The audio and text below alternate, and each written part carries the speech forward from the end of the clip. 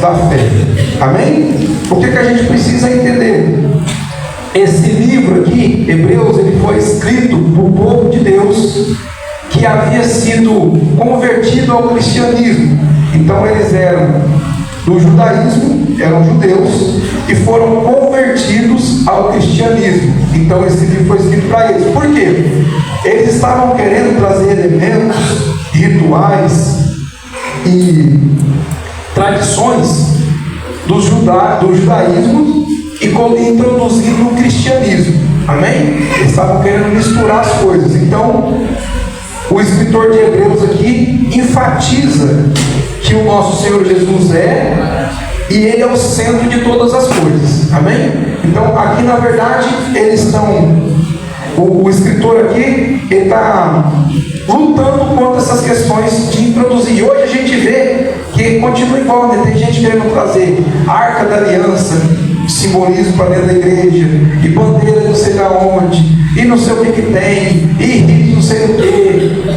Simbolismo. Judaísmo é lá, vamos guardar o sábado, vamos fazer isso, vamos fazer aquilo. Não, igreja. O Senhor nos trouxe para liberdade. Nós somos cristãos e não judaizantes. Amém? Então, nós não vivemos a lei, nós não somos judeus, nós somos cristãos. Amém? Isso que a gente precisa entender. E é isso que o escritor aqui vai nos mostrar. E para nos mostrar isso, ele vai trazer alguns homens que são exemplos de fé. Amém? Por quê, igreja? A fé é algo necessário, ou melhor, fundamental. Então a fé é algo fundamental. Se não houver fé, não tem cristianismo, não tem Deus, não tem vida com Deus, não tem igreja, não tem nada. E é isso que está acontecendo. A fé está se esfriando, né? As pessoas não estão crendo. Então vêm para a igreja e elas querem o quê? Ver. Igualzinho Tomé. Se não vê nada acontecer, elas não creem que nada está acontecendo. Então presta atenção, Deus é diferente. Amém? A gente precisa de fé para crer que Ele existe. Não é por vista, é pela fé. E a gente vai ver aqui um enorme amontoado de uma nuvem de testemunhas quanto a isso. Amém? Diz a palavra do Senhor, capítulo 11, versículo 1. Ora, a fé é a certeza de que havemos de receber o que esperamos. Amém? Nós estamos vendo o que esperamos? Mas nós temos certeza que vai acontecer. É a prova daquilo que não podemos ver. Amém? Então tudo que você enxerga, tudo que você vai pela vista, pelo que você está vendo, não necessita de fé. Necessita? Não. Tem uma van ali fora, de porta aberta, e todo mundo enxerga se olhar para trás. Precisa de fé para isso? Não, você está vendo? Amém? Continua, versículo 3. Pela fé, compreendemos que o universo foi criado por intermédio da palavra de Deus, e que aquilo que pode ser visto foi produzido a partir daquilo que não se vê. Ou seja, tudo foi feito através da palavra de Deus, através da fé. Amém? Aí agora vem os primeiros heróis da fé. Pela fé, Abel ofereceu a Deus um sacrifício mais excelente que o de Caim. Por meio da fé, ele foi reconhecido como justo no momento em que Deus aprovou a sua oferta. Apesar de estar morto, seu testemunho de fé ainda é eloquente. Presta atenção, gente. Todo mundo sabe quem foi Abel? Sim ou não? Quem foi Abel? Um dos filhos de Adão. Amém? E o que Abel fez de relevante? O nome dele está aqui na galeria dos heróis da fé. Ele batizou alguém? Curou alguém? Expulsou algum demônio? Evangelizou? Fez chover? Participou de algum milagre? Sim ou não? E por que o nome dele está aqui na galeria dos heróis da fé? Porque ele fez uma oferta de fé. Amém? Porque ele fez uma oferta de fé. E a sua oferta foi aceita. Por que o irmão dele, a oferta não foi aceita? Porque o irmão dele fez uma oferta cerimonial. Uma oferta para cumprir tabela. E às vezes as pessoas falam assim: não, a oferta do Caim foi com o resto. Não foi com o resto. Ele pegou o que havia de bom. Ele não era um pastor, ele era um lavrador. Então ele cuidava da terra, ele tinha frutos da terra, ele não tinha animais. Então ele pegou o que ele tinha. Só que qual que foi o problema? Qual foi a diferença? Ele fez isso em um ato cerimonial, só para cumprir tabela. Do mesmo jeito que muita gente vem para a igreja, só para cumprir tabela. Eu venho para a igreja sem fé, só cumprir tabela. Porque sem fé é impossível agradar a Deus. Porque é necessário de fé para crer que Ele existe. Amém? Sabe por que às vezes a gente vem para a igreja e nada acontece? Porque nos falta fé. Eu ouço a palavra, mas para mim crer que o que o pastor está dizendo é a palavra de Deus, o que eu preciso? De fé. Então eu ouço a palavra, mas eu não tenho fé nem para ouvir. Não estou falando para colocar em prática, não. Eu não tenho fé para ouvir. Se eu não tenho fé para ouvir, nada vai acontecer. Por isso que a gente vive uma vida como a de Caim, ofertando e oferecendo aquilo que não é aceito. Qual que é o problema? É que o Caim ficou sabendo que a sua oferta não foi aceita, e a gente não fica sabendo e acha que está agradando a Deus, mas na verdade só está cumprindo tabela. Eu estou indo para a igreja para agradar a Deus sem fé? Eu estou orando para agradar a Deus sem fé? Eu estou dizimando e estou ofertando sem fé? Sem fé eu não creio que Deus existe, queridos. Então sem fé é impossível se aproximar de Deus. Amém? Continua e diz assim, ó. Versículo 5: por meio da fé, Enoque foi arrebatado de forma que não experimentou a morte, e já não foi encontrado, porquanto Deus o havia arrebatado, visto que antes de ser arrebatado, havia recebido o testemunho de que tinha agradado a Deus. Versículo 6: em verdade, sem fé é impossível agradar a Deus, porquanto para qualquer pessoa que dele se aproxima, é indispensável crer que Ele é real e que recompensa todos quantos se consagram a Ele. Amém? Então, vamos falar primeiro do Enoque, e eu vou dar uma palhinha nesse versículo. E o Enoque? Todo mundo sabe quem foi o Enoque? Sim ou não? O que o Enoque fez? Qual foi a relevância do Enoque em suas obras? Curou alguém? Abriu algum mar? Fez chover? Lutou contra profetas de Baal?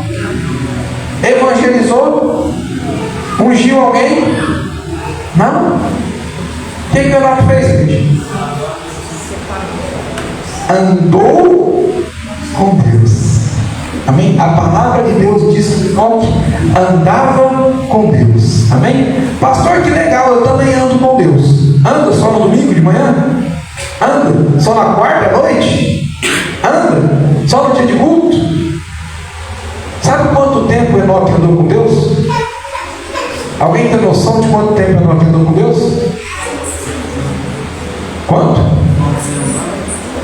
Vamos exagerar, né, cara? Não é para chutar, para ver se alguém tem noção, não é chute. Alguém tem noção? 300 anos. Amém? 300 anos. Presta atenção. 300 anos andando com Deus, vai acontecer coisa boa, sim ou não? Vai. E ele permanece com? Vai acontecer coisa ruim, sim ou não?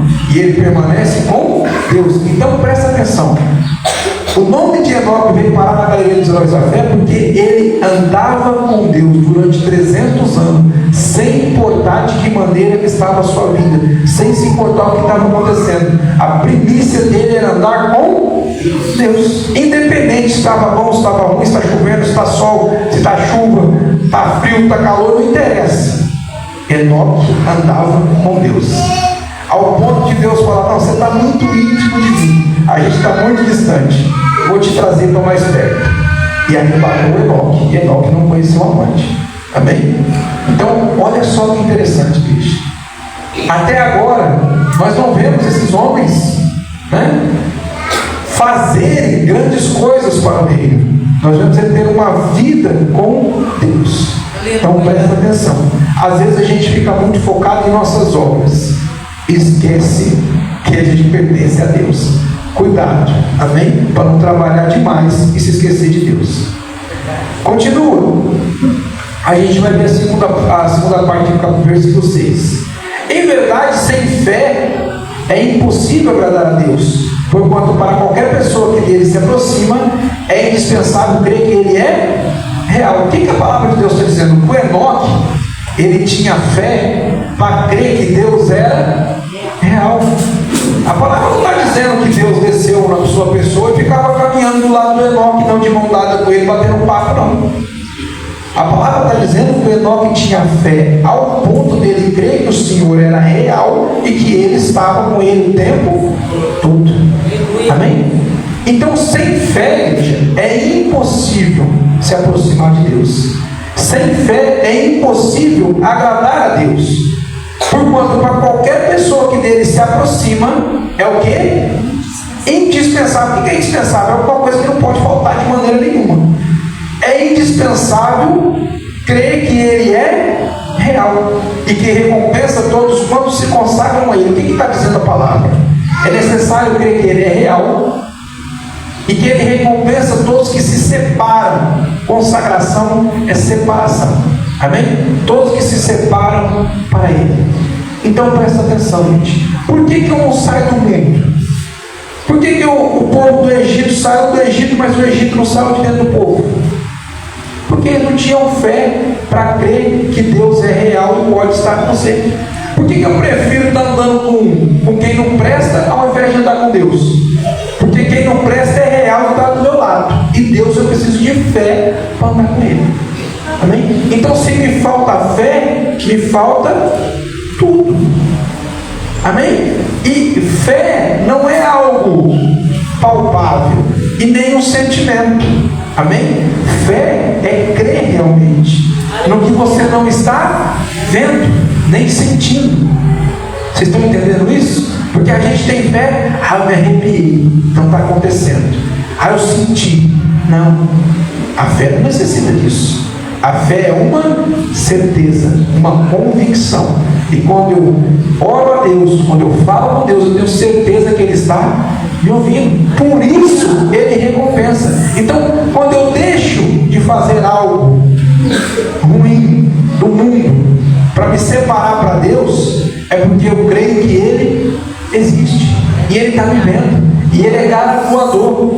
Ele recompensa aqueles que se consagram a Ele. Amém? Então, não pense que você está perdendo alguma coisa, não. Quem se separa para Deus não perde nada. Ao contrário, ganha recompensas. Mas não nesse mundo. Ganha recompensas de Deus. Amém? Coisas que o dinheiro não pode comprar. E a gente fica atrás de ouro e de prata. Presta atenção. Ouro e prata para o reino dos céus é piso, é lugar de pisar. Amém? Não é riqueza.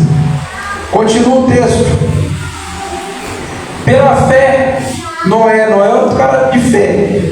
Pela fé, Noé, quando divinamente orientado acerca dos acontecimentos que ainda não podiam ser vistos, movido por um santo temor, construiu uma arca a fim de salvar a sua família. Igreja, presta atenção. Nós ouvimos grandes pessoas, grandes homens de Deus dizendo assim, o Noé era um péssimo evangelista. O Noé não conseguiu convencer ninguém. Mas a palavra de Deus está dizendo que o Noé entrou na galeria dos heróis da fé, por quê? Porque ele acreditou em uma palavra e ele salvou quem? A sua família. Aqui é outra coisa difícil, igreja. Fácil é você sair para evangelizar do lado de fora. Fácil é você falar de Deus para quem não te conhece. Difícil coisa é evangelizar dentro de casa.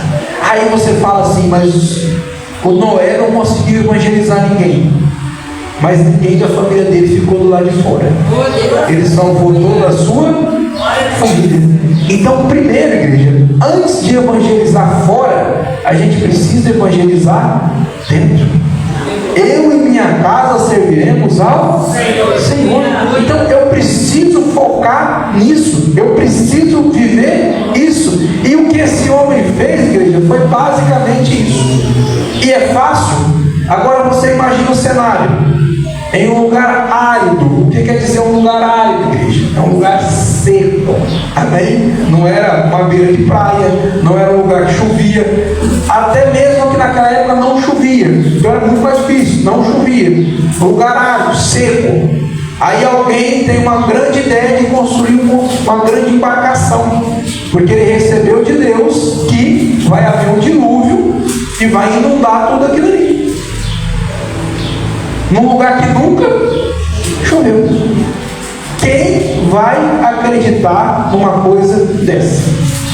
Você imagina eu chegar aqui para minha família e falar, gente, vou construir agora um carro de aço puro, porque vai começar a chover fogo. E a gente vai estar protegido. Aí passa um ano, choveu fogo. Passa 10 anos, choveu fogo. Passa 20 anos, choveu fogo. Passa 50 anos, choveu. Passa 70 anos, choveu. Passa 80 anos, choveu. Como é que fica, igreja? Quem vai acreditar? Você imagina o testemunho que esse homem tinha dentro da casa dele. Porque a família dele, passados 80, 90 anos, ainda estavam crendo que ele havia recebido uma palavra de Deus. Amém? Imagina o testemunho desse homem dentro da sua casa. Porque a família dele certamente não tinha a mesma fé. Porque a palavra de Deus trouxe ele para a galeria, não a família. Trouxe o feito, não a família. Quem era o homem de fé era Noé. Amém? Então presta atenção. Olha que maravilha. Ele salvou a sua família, a sua casa. Às vezes a gente está focado muito do lado de fora e esquecendo do lado de dentro. Às vezes a gente quer salvar o mundo inteiro e não salvou nem a própria casa. Você já imaginou você ir lá para as nações, salvar uma aldeia que você nunca viu, e seu familiar, e estou falando de família, não de parentela, o seu familiar dentro da sua casa, seu marido, seu filho, ir para o inferno, e você preocupado com salvar as nações? Noé, igreja, estava preocupado em obedecer a Deus, não em salvar as nações. Amém? Continua a palavra, diz assim, versículo 7 aí no final, né? Por intermédio da fé, ele condenou o mundo e tornou-se herdeiro da justiça que vem da fé. Versículo 8. Pela fé, Abraão, quando convocado, obedeceu e dirigiu-se a um lugar que no futuro receberia como herança, embora não soubesse para onde estava sendo dirigido. Sabe o que a palavra está dizendo? Ele também não fez grandes milagres. A palavra está dizendo que ele obedeceu. Por que pela fé? Deus falou para ele: levanta, sai da sua terra, da sua parentela e vai para o lugar que eu te mostrarei. Sabe qual que é o nosso problema, gente? A gente só se levanta para fazer algo para Deus se souber para onde está indo e aonde Deus quer nos levar. Deus está falando para você dar um passo, que Ele vai colocar a escada, mas você já quer ver o final da escada, você já quer ver para onde isso vai te levar. Deus não vai te mostrar. Tem coisas que Deus não vai fazer. Tem coisas que Deus está te dando um passo de cada vez. Você está entendendo isso? Os meninos que jogam videogame, é uma fase por vez. Você acaba aquela fase, aí você vai saber o que tem na outra. É a mesma coisa com Deus. Amém? Uma coisa por vez. Deus manda você fazer. Sai da sua terra e da sua parentela e vai para o lugar que eu te mostrarei. O que Deus quer que você faça? Levanta e caminha. Para onde? Chegando lá eu te mostro. É assim que funciona. Então Deus quer a nossa obediência? Quer. Para quê? Não sei.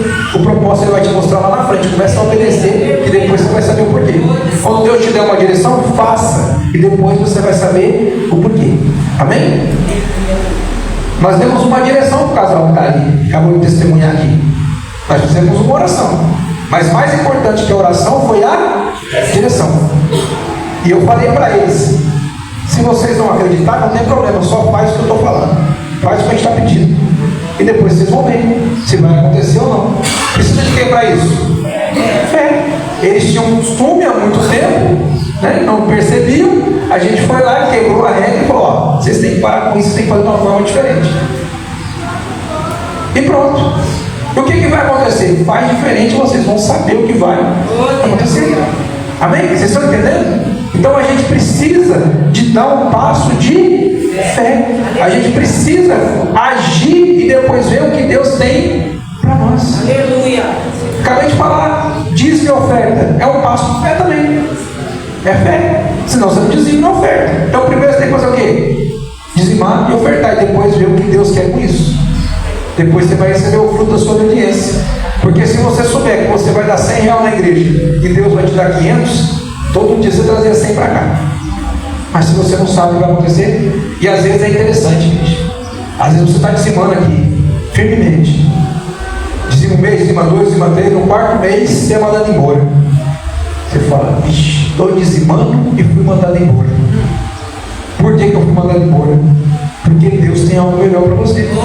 Só que você precisa do quê? De crer que Deus está no controle, senão você vai se desesperar. Nossa, tá vendo? Aquele pastor mentiroso foi falar para me dizimar. Quando eu não dizimava, estava tudo bem. Comecei a dizimar, fui mandado embora. Esse tem cabimento.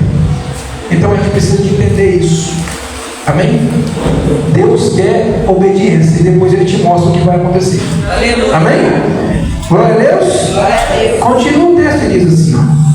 Mediante a fé, o mesmo Abraão peregrinou na terra prometida como se fosse terra estrangeira, habitando em tendas, assim como Isaac e Jacó, herdeiros com ele da mesma promessa. Porquanto aguardava alcançar a cidade, que tem alicerces magníficos, da qual Deus é arquiteto e edificador. Sabe o que a palavra está dizendo, gente? Abraão não estava esperando a cidade aqui na terra, não. Abraão estava esperando as coisas do Senhor. Então por isso que ele não tinha pressa, por isso que ele estava nem aí. Os olhos dele não estavam aqui, os olhos dele estavam lá. Amém? Qual que é o nosso problema? Fica olhando só adiante do nariz. Começa a olhar para cima, ver o que Deus tem para você. Ah, mas Deus me deu uma casa aqui, rapaz. Deus tem morada para você no céu. Presta atenção. Você acha que Deus quer te dar uma casa aqui? Você acha mesmo que Deus quer te dar uma casa aqui? Jesus fala: eu estou indo e vou preparar a morada. Onde vai preparar a morada? No céu. Quer enxergar a casa que Deus tem para você? Olha para cima. Está lá, prontinho, preparada. E a daqui, pastor? A daqui é consequência. Abraão não tinha casa. Jacó não tinha casa. Isaac também não tinha casa. A arca do Senhor não tinha casa. Amém? E quando o homem resolveu fazer uma casa para ela, Deus não se agradou disso não. Sabe por quê? Deus não habita em lugares feitos por mão de homens. Deus queria habitar no nosso coração. E o homem queria uma casa para Deus. Amém? Então estão entendendo como é que é o negócio de Deus? É muito mais difícil de entender. Não é fácil como a gente pensa. E a gente quer tudo imediato. Esquece. Deus tem um plano amplo para nós. Às vezes a gente quer achar que aqui é o nosso ponto de chegada. Presta atenção, nós não chegamos a lugar nenhum. Nós estamos aqui de passagem. Amém? Passagem. Entendeu ou não? Passagem. Não é o nosso ponto de chegada. Continua o texto e diz assim, ó, versículo 10, versículo 11, né? Por meio da fé,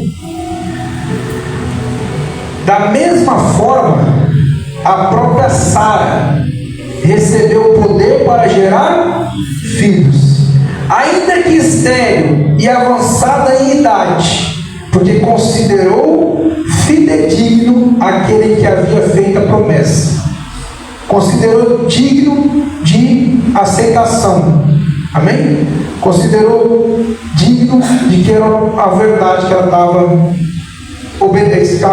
ouvindo. Fidedigna a isso. Amém? Sendo assim, daquele homem sem virilidade, está falando do Abraão, nasceu uma descendência tão numerosa quanto as estrelas do céu e incomparável como os grãos de areia no mar. Amém? Então presta atenção numa coisa interessante aqui. Semente. Semente. Que semente, pastor? Presta atenção. Quantos filhos o Abraão teve com a Sara? Quantos, igreja? Um filho. Como é que ele chamava? Isaac. Amém? Ótimo. Deus usou Isaac?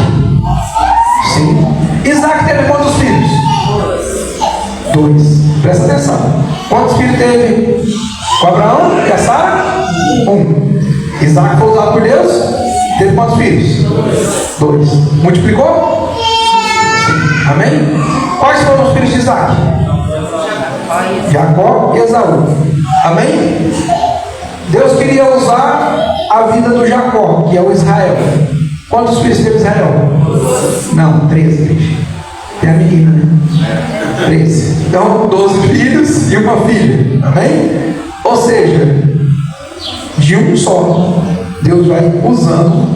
Na terceira descendência ali, já temos 12 tribos e mais uma filha. Vocês estão entendendo como que é difícil a gente compreender? Então, Deus falou para você, vai ser pai de grandes nações. Ele falou, que jeito com um filho? Olha como é que Deus age. Vocês estão entendendo? De um filho foram gerados 12 tribos. Vocês estão entendendo como é que funciona? E pela fé, todas as famílias serão benditas em seu nome. Vocês estão entendendo como é que funciona a coisa? Então, se você for olhar pela olhar natural, imagina o Abraão olhando. Então você é pai da grande nação. Pô, 100 anos. Sem virilidade. Beleza. E a mulher? Já ultrapassou a menopausa faz tempo. Idosa. Já não gerou filho quando era nova. Agora idosa vai gerar. Beleza. Aí gera quantos? Um filho. Aí imagina se o Abraão fosse igual nós. Um filho. Aí olha para a estrela, o Senhor está dizendo, vai ser igual a estrela do céu. Um filho. Aí imagina o Abraão fazendo um cálculo. Esse menino vai ter que casar com 100 mulheres vezes não sei quanto. Naturalmente falando. Mas Abraão olhou dessa forma? Não. Abraão só obedeceu, confiou. Amém? Mas tem algo pior ainda na vida de Abraão. Tem? Sim ou não? Deus pede filho. Só tem um e Deus ainda pede. Fala, então agora eu preciso desse filho aí. Você já imaginou, igreja? Você tem uma promessa que vai ter uma descendência da sua família igual as estrelas do céu. Você só tem um filho e Deus ainda te pede esse filho. Olha o que acontece. Vamos que a palavra vai dizer aqui. Versículo 12. Sendo assim, daquele homem sem virilidade, nasceu uma descendência tão numerosa quanto as estrelas do céu, incontável como os grãos de areia à beira do mar. Todos esses viveram pela fé e morreram sem ter recebido o que havia sido prometido. Contudo, viram de longe e à distância, e saudaram e reconheceram que eram estrangeiros e peregrinos sobre a terra. Os que expressam dessa maneira demonstram que estão em busca de uma pátria, pois se estivessem cogitado sobre aquela de onde saíram, teriam a possibilidade de voltar. Em vez disso, aguardavam eles pela pátria excelente, ou seja, a pátria celestial. Por esse motivo, Deus não se constrange de ser conhecido como Deus deles, mas lhes preparou uma cidade. Pela fé, Abraão, no tempo em que Deus o pôs à prova, ofereceu Isaac como sacrifício. Aquele que havia recebido as promessas estava mesmo a ponto de sacrificar o seu unigênito. Ainda que Deus lhe tivesse prometido por intermédio de Isaac, tua descendência será estabelecida. Porquanto, versículo 19, acreditou que Deus era suficientemente poderoso para ressuscitá-lo dentre os mortos, e simbolicamente recebeu Isaac de volta dentre os mortos. Então presta atenção. A palavra de Deus está nos dizendo que simbolicamente o Abraão matou o seu filho, ele entregou o seu filho. O coração dele estava disposto a verdadeiramente fazer o que tinha que ser feito. Então Deus olha até as nossas intenções.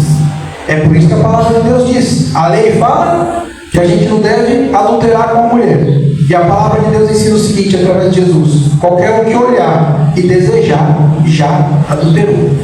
A lei fala que não pode matar, e a palavra de Deus através de Jesus diz o seguinte: aquele que desejar matar já matou.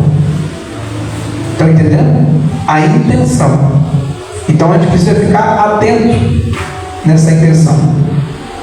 E tem uma coisa muito interessante, gente, que a gente precisa de ficar atento quanto a isso, é que a gente às vezes é uma coisa e demonstra ser outra. Então cuidado com isso. Deus não está interessado em quem você demonstra ser. Deus está interessado em quem você é. O que eu estou dizendo?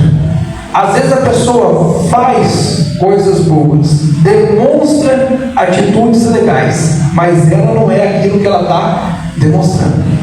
Cuidado com isso, porque Deus vê a intenção. Amém? Não entendi, pastor. Eu vou doar uma cesta básica. A minha intenção é de matar a fome de alguém, ou a minha intenção é de aparecer para os outros que eu estou fazendo essa situação? Então a ação é uma coisa, e a ação eu posso mudar, a ação eu posso mentir, a ação eu posso alterar, mas quem eu sou, não. Estão entendendo isso? Então Deus está de olho em quem você é, e não em quem você demonstra ser. Amém? Então Abraão estava de olho no que Deus estava de olho em Abraão, e Abraão sabia e Deus sabia quem era Abraão. Não porque ele teve essa atitude, mas porque Deus conhece o seu ser. Amém? E o ser é melhor que o proceder. Amém? Então proceder é uma coisa, ser é outra. O cara procede de uma maneira legal, mas ele é legal. Ele procede como um homem de Deus, mas ele é um homem de Deus. Amém? É assim que funciona, gente. Gente mentiroso. Esses dias tinha uma amiga da Sucê querendo arrumar um namorado para a Sucê. Olha que interessante. Aí o Senhor interceptou as conversas, né? E a amiga falava assim: você quer que eu arrume um que parece crente? Que seu pai gosta de um que parece crente? Rapaz, olha o que essas crianças pensam. Você imagina, chega um que parece crente para falar comigo, cara. Senta aí, querido. Vamos falar um pouco sobre Bíblia, já que você é crente. Imagina que maravilha que ia ser eu amaldiçoar até a quinta geração dele e ainda falar que ele vai para o inferno. Nunca mais voltaria lá. Nunca mais. Eu ia mostrar para ele: ó, de Deus não se zomba. Você vai para o inferno, querido. Você imagina. Mas o que acontece? Eles acham que o proceder é ser. O que é o proceder? Biblinha embaixo do braço, terninho, gravatinha, indo para a igreja. Estou procedendo igual crente. E o pensamento? De olho naquela irmã que está com a saia atrapalhada, decote para cá, não perdoa ninguém na rua, e quando sair já estou com o esquema marcado. O seu ser é um ser demoníaco, e você vai para o inferno, independente do proceder. Está procedendo igual crente, mas o ser é demoníaco, vai para o inferno. Estão entendendo? Ah, acabei de sair do culto, agora eu vou para a gandaia. Vai para o inferno. Vai para o inferno. Está aqui ouvindo a palavra, se alimentando, depois vai usar droga. Vai para o inferno. Vai para o inferno. Está aqui de boa, sossegadinho, depois vai lá para a quadra, gritar, chamar os outros de viado. Vai para o inferno.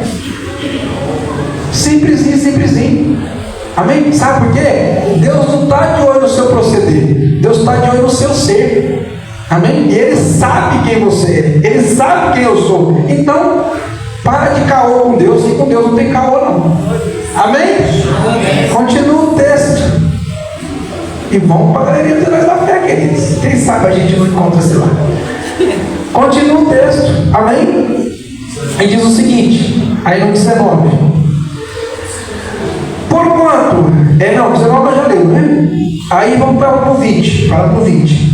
Pela fé, Isaac abençoou Jacó e Esaú em relação ao futuro deles. Pela fé, Jacó, prestes a morrer, abençoou cada um dos seus filhos, os filhos de José, e apoiando sobre a extremidade do seu cajado, adorou a Deus.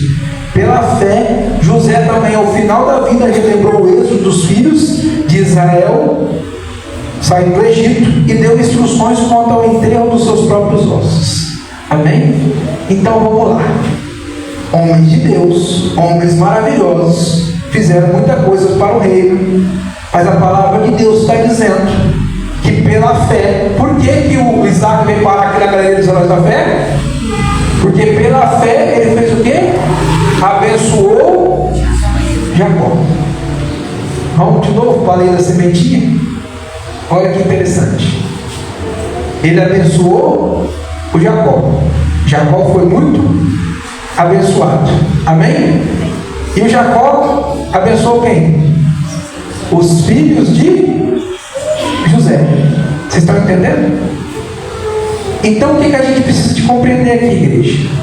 Nós precisamos abençoar os nossos filhos. Amém? Só que abençoar não é ser retardado. Amém? Precisamos de compreender. Bênção é uma coisa, ser retardado é outra. O que é ser retardado? Está lá o Grêmis, pulando, subindo aqui na igreja, pendurado aqui nos fios, se balançando na lâmpada. Aí o que o retardado fala? Olha lá, é uma bênção. Por quê?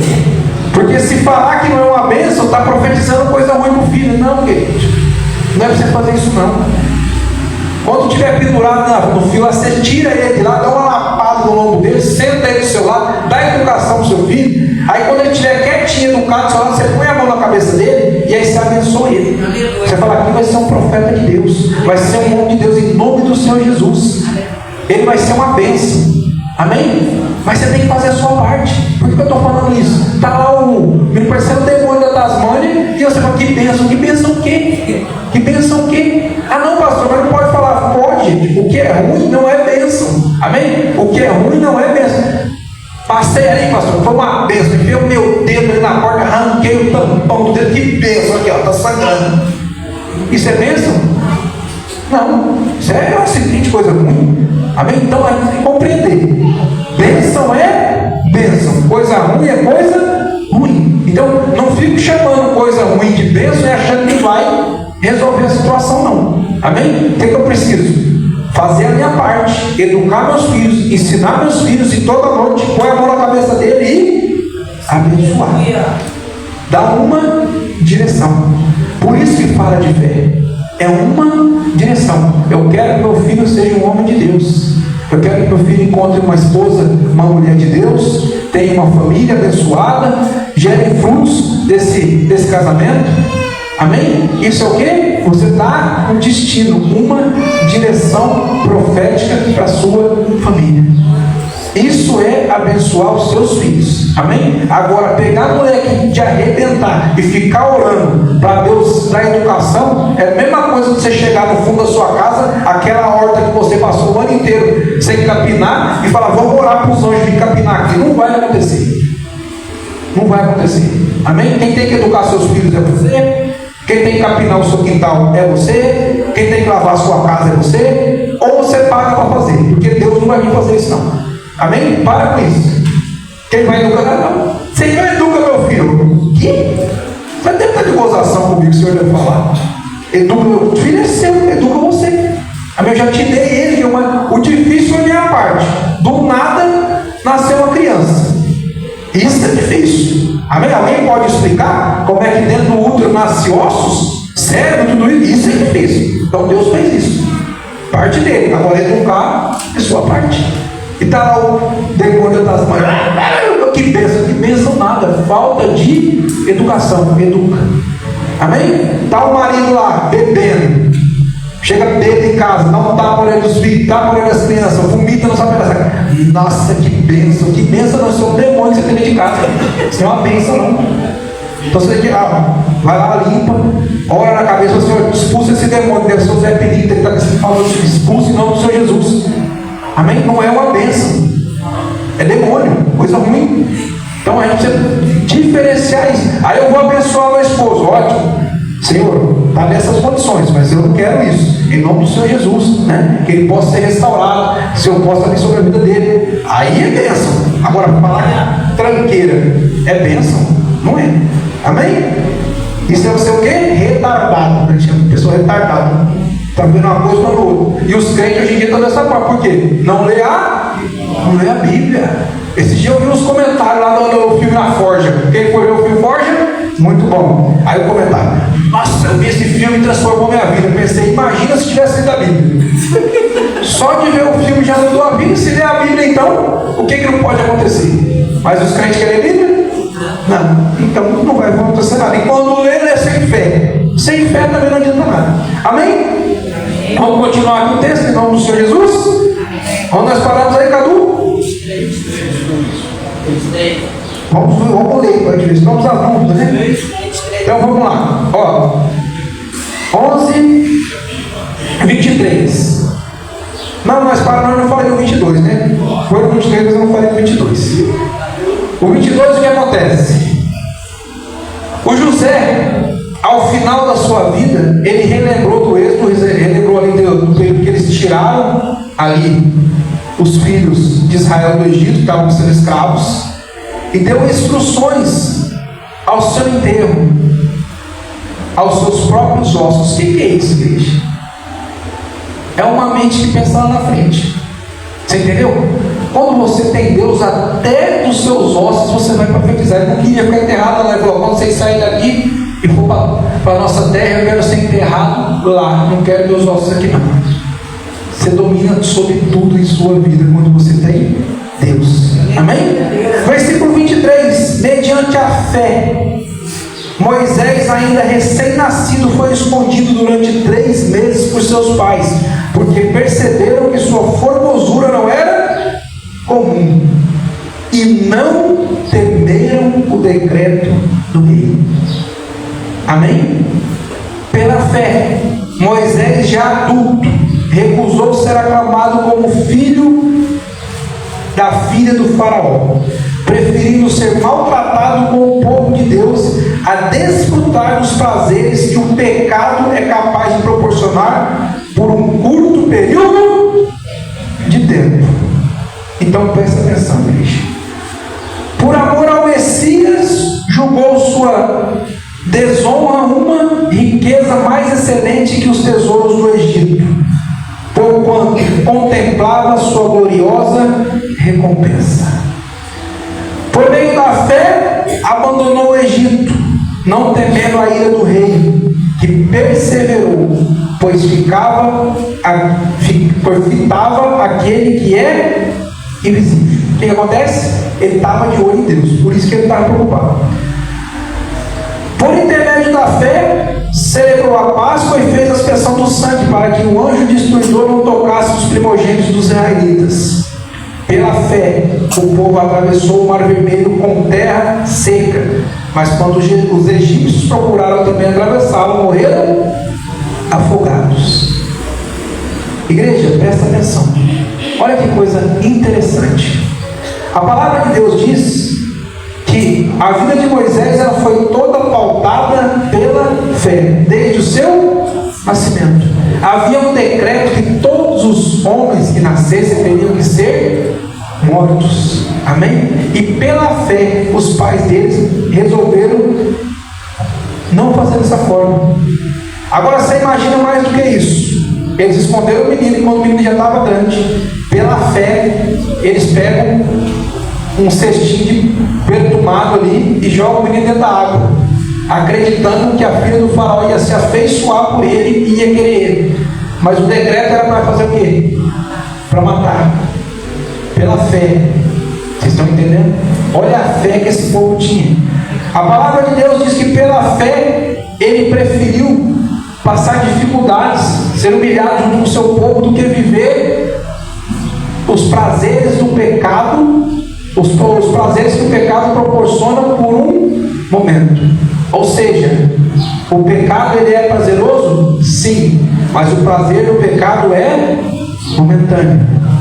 E o prazer em Deus é eterno. Então toda vez que a gente troca Deus por um pecado, a gente está trocando o que é eterno pelo que é momentâneo.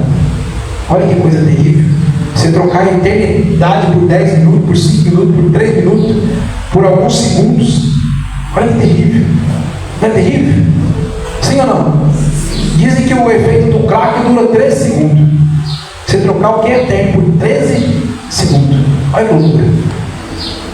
A palavra diz também que pela fé, igreja, ele celebrou a Páscoa. A gente sabe que a questão da Páscoa foi quando, na última praga lá, os primogênitos seriam mortos, né? E aquele a qual o sangue do cordeiro tivesse sido aspergido ali na porta, o anjo da morte viria e ia passar por cima, e não visitaria aquele lar, e não mataria ninguém. E eles fizeram isso de que forma? Pela fé, sem enxergar nada, sem ter certeza de nada, mas a fé era a convicção que eles tinham que tudo ia dar certo.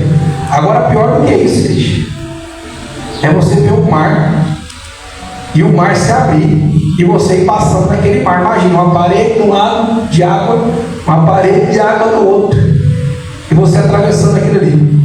E não atravessou o mar em 10 segundos, né? Você imagina o tempo que levou para atravessar esse mar, e pela fé você está caminhando ali no seco, no meio do mar. Você imagina. Olha que fé que esse povo teve que ter.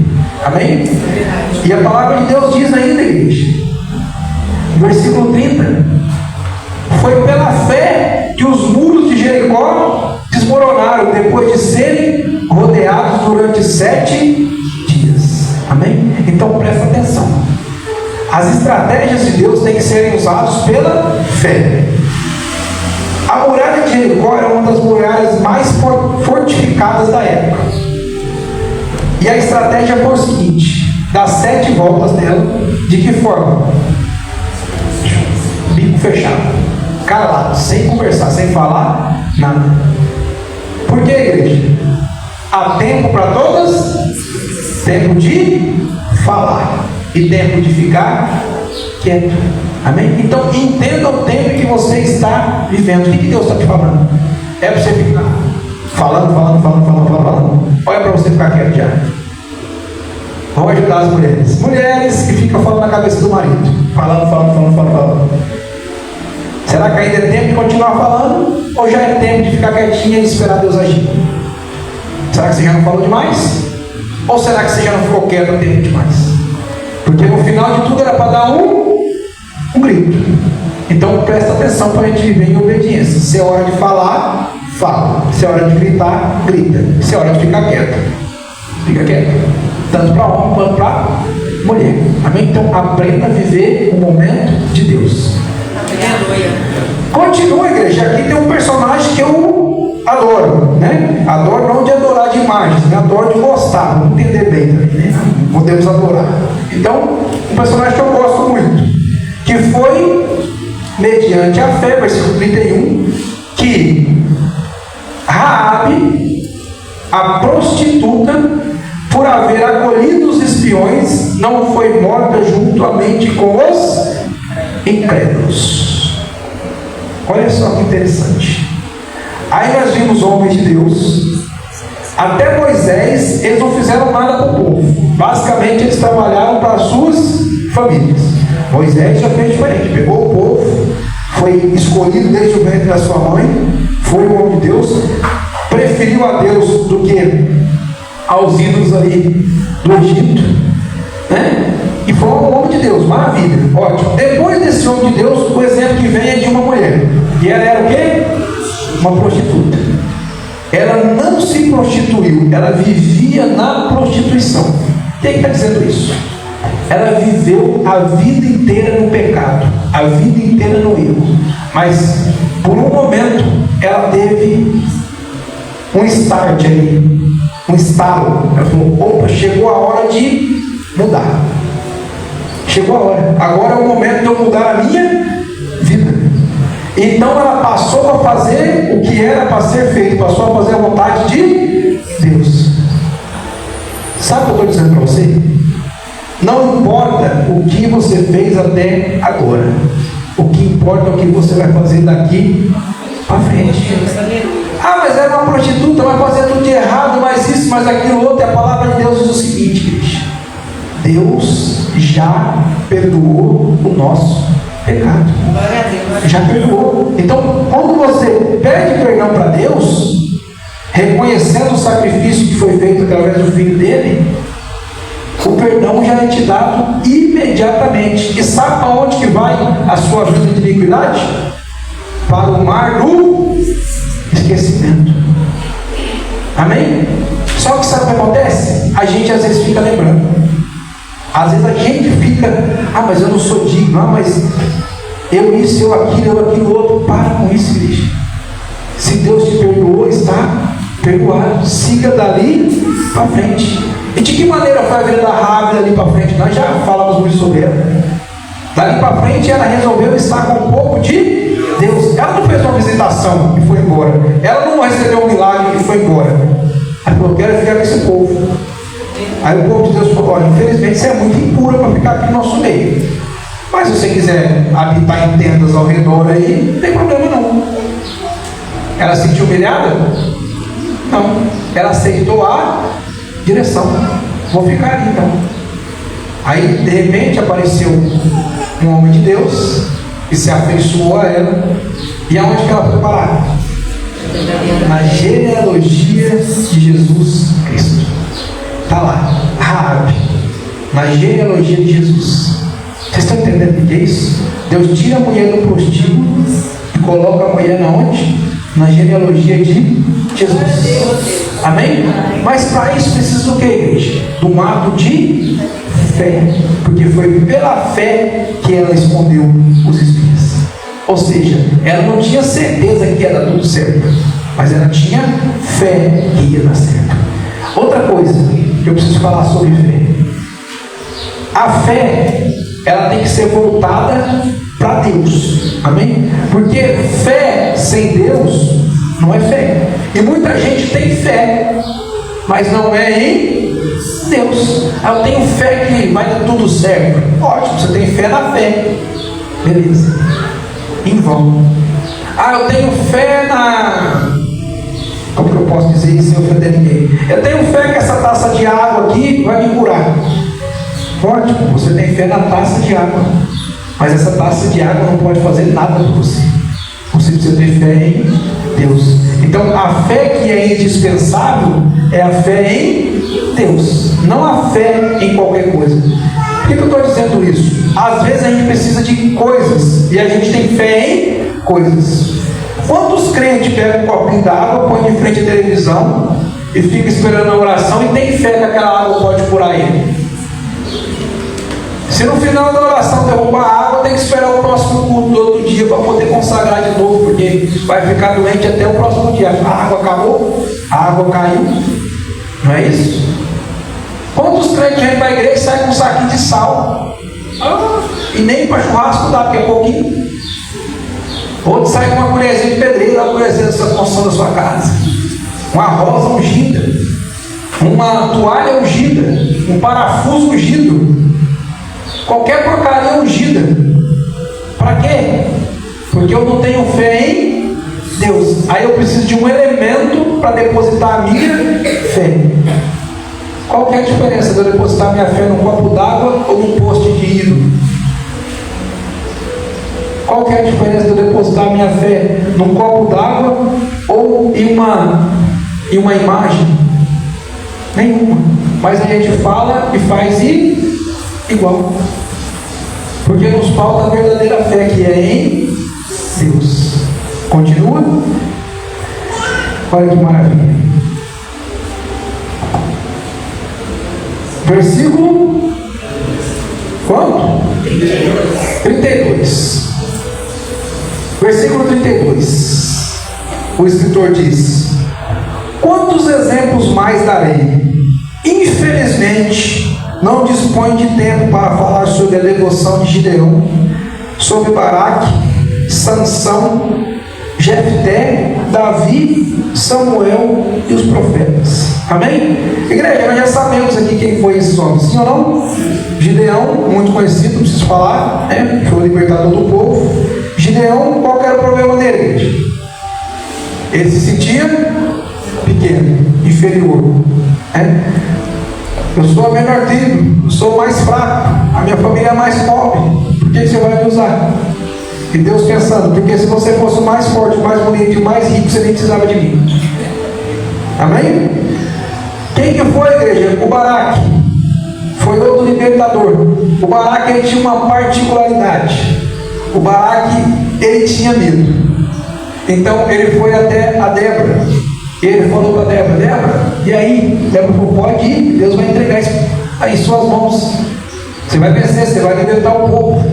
Aí ele falou: eu vou, mas se você não for, eu não vou. Aí a Débora falou: ó, eu posso até ir, mas se eu for, o crédito vai ser meu e não seu.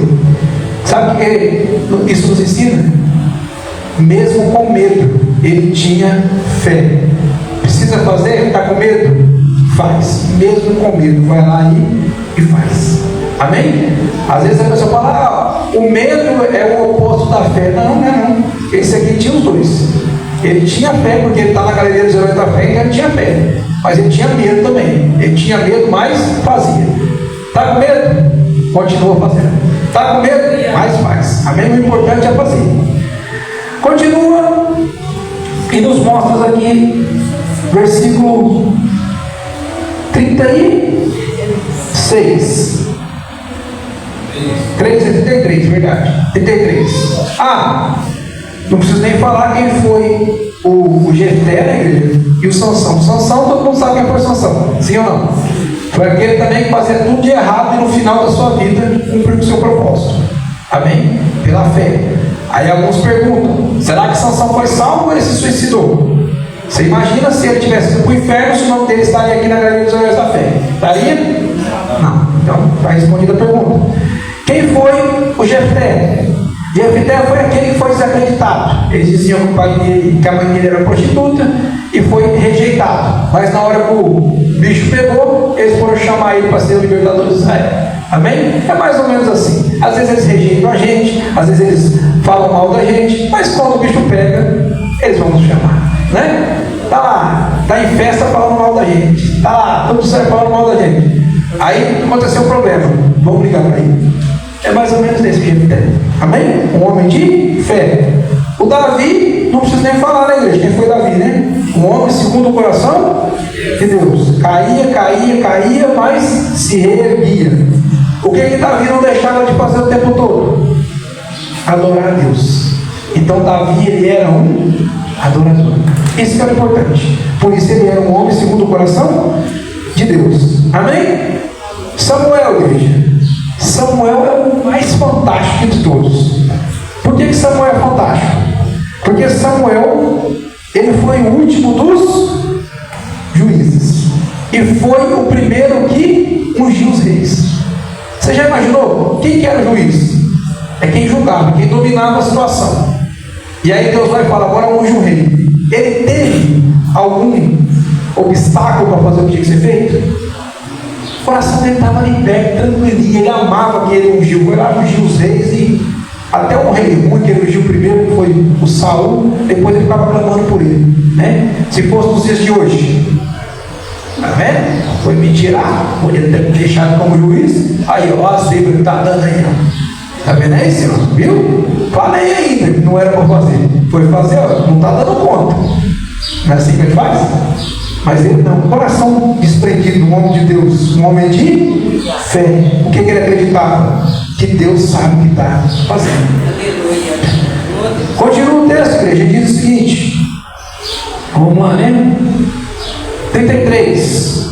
os quais, por intermédio da fé, conquistaram reinos, praticaram justiça, receberam o cumprimento da promessa, fecharam a boca de leões, extinguiram a violência do fogo, foram libertos do fio da espada, da fraqueza tiraram as suas. Da onde, igreja? Vai ter fé para lá. Tornaram-se poderosos nas batalhas e puseram-se em retirada os exércitos estrangeiros. Algumas mulheres receberam por meio da ressurreição dos seus mortos de volta à vida. Uns foram martirizados e não negociaram seu livramento, a fim de poderem conquistar uma ressurreição ainda mais excelente.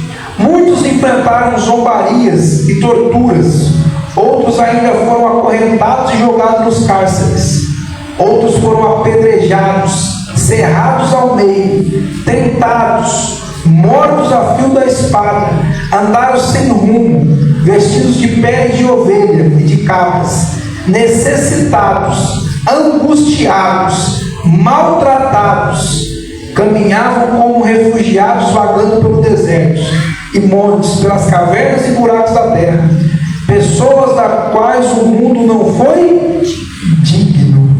Igreja, primeiro a gente viu os que venceram, né? E agora a gente viu os que foram derrotados, aparentemente. Por quê? Esses homens, eles não viviam pelo natural, eles esperavam algo ainda maior. Amém? Então não é uma questão de como é que está a sua vida. Está dando tudo certo, eu estou em Deus. Está dando tudo errado, eu estou sem Deus. Não, nós vimos até agora que até então, antes desses marcos, estava dando tudo certo na vida desses homens, mas esses aqui estavam com Deus, foi humilhado. Eles estavam com Deus, foram maltratados. Eles estavam com Deus, foram mortos, martirizados. Eles estavam com Deus, foram encarcerados. Eles estavam com Deus, foram apedrejados. Eles estavam com Deus, foram cerrados ao meio. Vocês estão entendendo isso? Por que, igreja? Eles passaram por tudo isso, aceitaram tudo isso. Versículo 39. Ora, todos esses, apesar de haverem sido aprovados por Deus por meio da fé, não presenciaram a concretização do que ele havia prometido, tendo em vista que havia providenciado algo ainda mais excelente para nós, a fim de que, juntamente conosco, pudessem ser eles também aperfeiçoados. Não entendi, pastor. Eu vou facilitar e ser mais calmo para a gente entender. Esses homens passaram por tudo isso porque eles esperavam o sacrifício de Jesus, aquilo que Jesus fez na cruz. Eles passaram por tudo isso e não tinham o sacrifício ainda. E nós temos coisa ainda maior, porque nós estamos vivendo após o sacrifício de Jesus. Estamos vivendo a época da graça. E o Espírito Santo habita em nós. Vocês estão entendendo? Esses homens, antigamente, Saul e tal, os profetas, eles recebiam visitações do Espírito Santo sobre eles. Então eles eram visitados. O Espírito Santo vinha sobre eles, usava eles e partia. Já nós não, igreja. Nós não somos visitados pelo Espírito Santo. O Espírito Santo, ele habita em nós. Amém? Então, olha o que está dizendo. A fim de juntamente conosco pudessem ser eles também aperfeiçoados. Eu vou ler 2 versículos para finalizar aqui.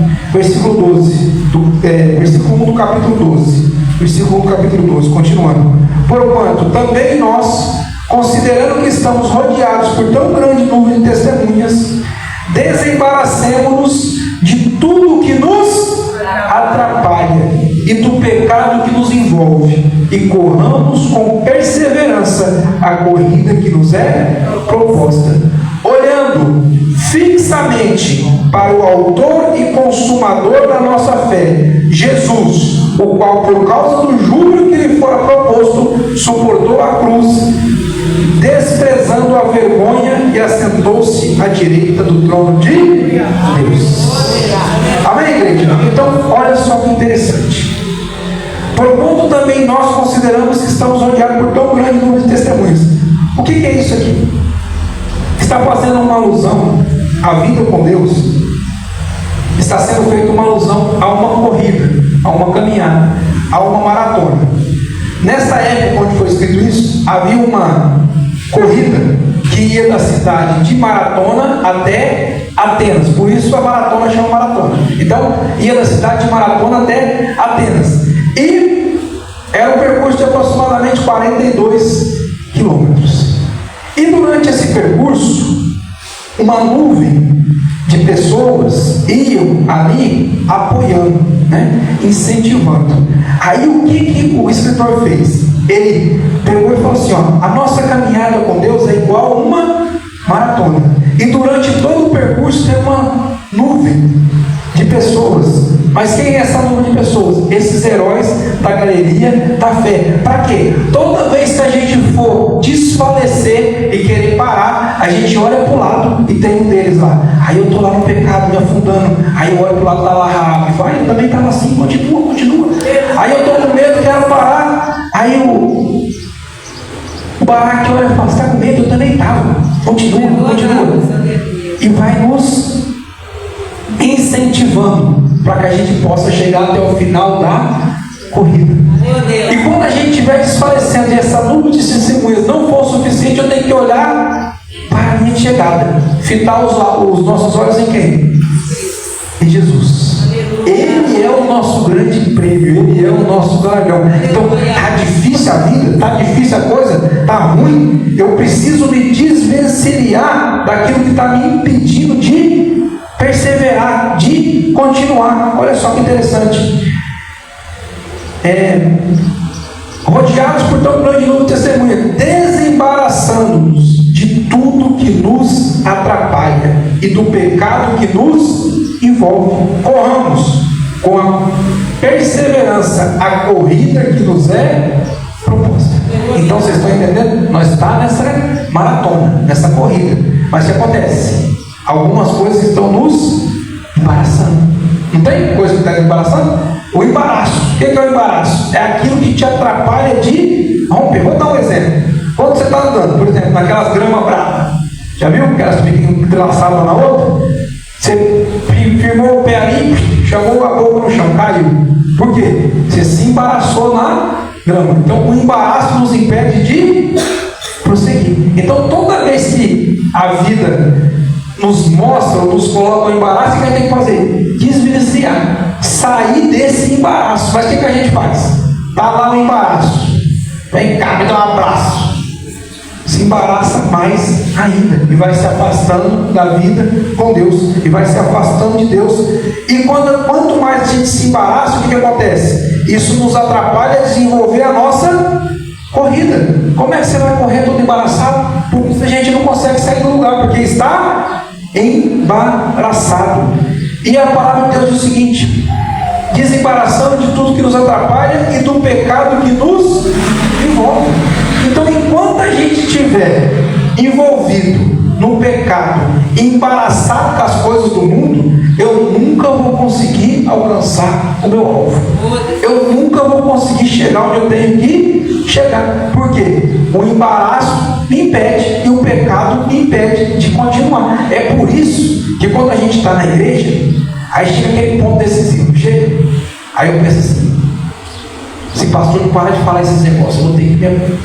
Ou eu vou me desembaraçar dessas festas mundanas, dessas bebedeiras, dessa cachaça, dessa droga, ou eu vou sair da igreja, vou fugir da presença de Deus. E aí, quando você faz isso, o que aconteceu? Ponto para o inimigo. Ele ganhou. O que ele queria era isso: é te parar, te impedir de continuar correndo. Então, toda vez que você abandona a prova, você está fora e o inimigo está vencendo. Amém? Então, por mais difícil que seja, no mínimo a gente deve permanecer. Mesmo que demora para desembaraçar, mas permaneça. Mesmo que demora para se desviar do pecado, mas permaneça. Amém? Pior do que não permanecer é parar. E pior do que parar é fugir da corrida. Vocês estão entendendo? Então presta atenção. Toda vez que a gente foge da corrida, infelizmente, a gente está anulando a nossa possibilidade de chegar até o final. E só aqueles que chegarem ao final receberão a coroa da vida. Amém? Aí a gente tem que lembrar de quem? Do Enoque. Não interessa que jeito que eu vou, mas eu vou conseguir. Hoje não está legal, mas amanhã vai dar. Ah, hoje está bem, ótimo, eu continuo, está bem melhor ainda, pode ficar melhor ainda. Não interessa o jeito que está, eu vou continuar andando com Deus. Eu vou continuar a minha vida com Deus. Deu tudo certo, Deus está comigo. Deu tudo errado, Deus permanece comigo. Amém? Deus está no controle. Eu preciso de entender isso. Deus está no controle em tudo. E a gente precisa de entender isso. Ah, eu estou indo para Franca, furou um pneu. Nossa, vou chegar atrasado. Isso é o que a gente está vendo. Mas quem sabe tinha um acidente esperando lá na frente e Deus te livrou. Então a gente precisa de compreender dessa forma. Amém? Ah, meu carro quebrou, estou essa semana sem andar. Quem sabe não é um livramento. Ah, eu machuquei, estou em casa. Quem sabe não é um livramento. Então a gente precisa de entender, igreja. Não é só porque está dando certo que é Deus. Às vezes está dando errado e é Deus também. Amém? Quantos jovens são poupados da vida quando suas motos quebram? Irmão? Quantos jovens podiam estar aí se acidentando, morrendo, indo para o inferno, mas Deus poupou a vida. Olha lá, fundiu o motor. Que bênção! Quantas coisas erradas que você ia? Estava indo lá. Uma coisa você ia a passos largos para o inferno, gente. Outra coisa você ia de moto. É muito mais rápido, né? Então a pessoa está indo a passos largos para o inferno e já está indo rápido. Agora imagina você de moto para o inferno. Tocando quente, meu irmão. Acelerando no máximo, instalando aí. Direto para o inferno. Olha que perigo. Então às vezes Deus está fazendo o quê? Te poupando, quebrou o motor velho. Você quer ir para o inferno, mas você vai ter que ir no mínimo de pé. Vai demorar um pouquinho mais, vai ter mais oportunidade de você voltar para o caminho certo. Amém? É assim que funciona. Então, nem tudo que é ruim é porque Deus não está. Deus está em todas as coisas. Tudo é bom, é ruim. Estou dando certo, está vencendo, está sendo liberto, está Deus. Cerrado ao meio, apedrejado, preso, cusparado, zombado, Deus também está lá. Amém? Estão entendendo isso? Porque o importante é o quê? Jesus. O importante é o fim da caminhada. Para finalizar, esses homens tinham uma coisa em comum. Todos eles andavam nessa terra como peregrinos. Eles não andavam buscando um lugar, porque o lugar que eles buscavam era em Deus. Então, eles estavam aqui só de passagem. Ah, eu cheguei no meu lugar. Chegou nada, eu não sou daqui. Abraão, quando saiu lá da terra dele, ele olhou e falou assim: eu não sou daquele lugar, então vou continuar. Continuou andando. Abraão, mas você vai para onde? Não sei, que eu também não sou daqui. Meu lugar é Nova Jerusalém. Eu não quero saber para onde eu estou indo, não. Eu sou daqui. Vocês estão entendendo? É assim que esse povo pensava. Eu não sou daqui, eu não quero as coisas daqui. Eu não preciso das coisas daqui. Ah, eu vou comprar 10 casas, 20 carros, 2 helicópteros. Para quê? Eu não sou daqui, não moro aqui. Nada disso vai servir para mim. Amém? O meu negócio é em outro lugar. O meu negócio é nas regiões celestiais. É Nova Jerusalém. Lá é minha morada. É lá que eu vou passar a eternidade. Então o meu investimento é na onde? É lá, é nas coisas do céu. Eu vou investir nas coisas do Senhor. Eu vou investir nas coisas de Deus. Eu vou investir no meu espiritual, porque é lá que eu vou morar e não aqui. Amém?